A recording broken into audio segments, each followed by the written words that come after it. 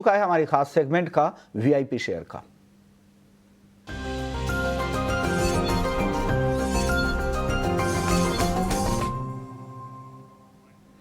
तो आपके लिए वैल्यू इन्वेस्टमेंट पिक लेने का वक्त आ चुका है। तेजस, आपकी सलाह क्या है? वीआईपी शेयर के तौर पे आप क्या रिकमेंड कर रहे हैं आज?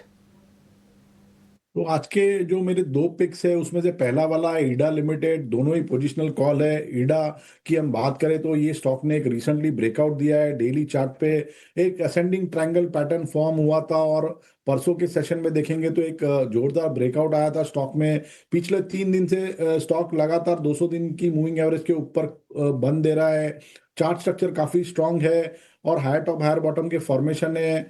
तो करंट भाव पे डिप में खरीदारी करिए ईडा लिमिटेड में। इसमें आपको एक पोजिशनल स्टॉप लॉस लगाना पड़ेगा 165 का। इसका पहला लक्ष्य रहेगा 200 का और दूसरा लक्ष्य रहेगा 215 का। इसके अलावा जो मेरा दूसरा पिक है वो है टाटा टेक्नोलॉजीज लिमिटेड।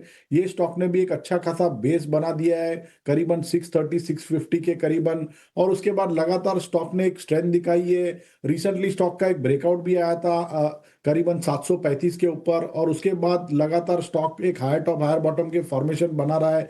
एक डेली चार्ट पे मूविंग एवरेज क्रॉसओवर भी आया है, plus short term moving averages के ऊपर कंसिस्टेंटली स्टॉक ट्रेड कर रहा है।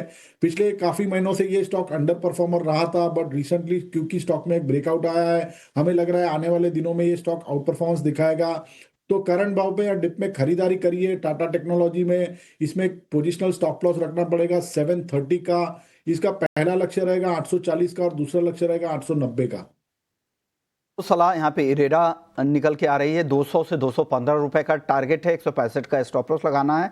पोजिशनल राय के हिसाब से ये खरीदारी की सलाह है। दूसरी पिक है टाटा टेक की, जिसमें 840 पहला टारगेट है, दूसरा है 890 रुपए का। स्नेहा जी, आप बताइए, आपकी एक पिक अगर कोई एक चुनना हो जहां पे कन्विक्शन आपको ज्यादा हो इन्वेस्टमेंट के लिए, वो राय और दिग्गज कंपनी अगर हो तो और भी ज्यादा बेहतर है।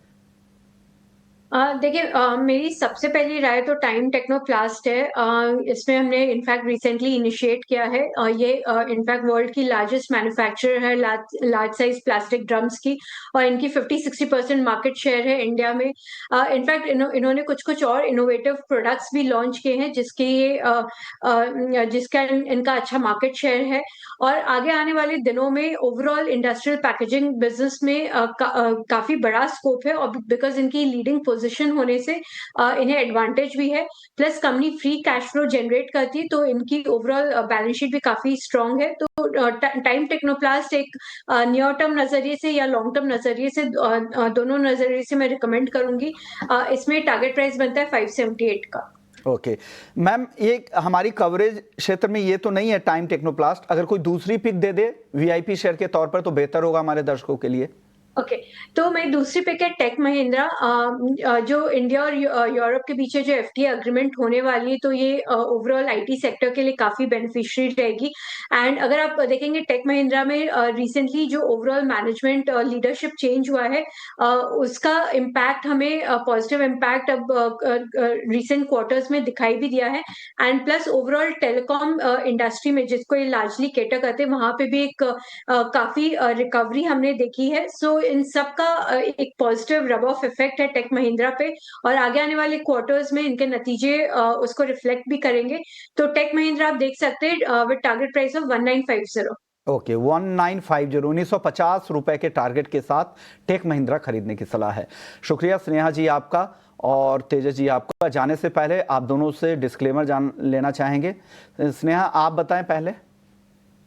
जो हमने जितने भी स्टॉक्स डिस्कस किए उसमें मेरा कोई भी होल्डिंग नहीं है, बट हाँ, क्लाइंट्स को सजेस्ट किया हुआ हो सकता है। ओके, तो क्लाइंट को सजेस्ट किया हो सकता है, आपकी होल्डिंग नहीं है। तेजस जी, जितने भी शेयरों पर आपने राय दी उससे जुड़े हुए डिस्क्लेमर क्या है सर?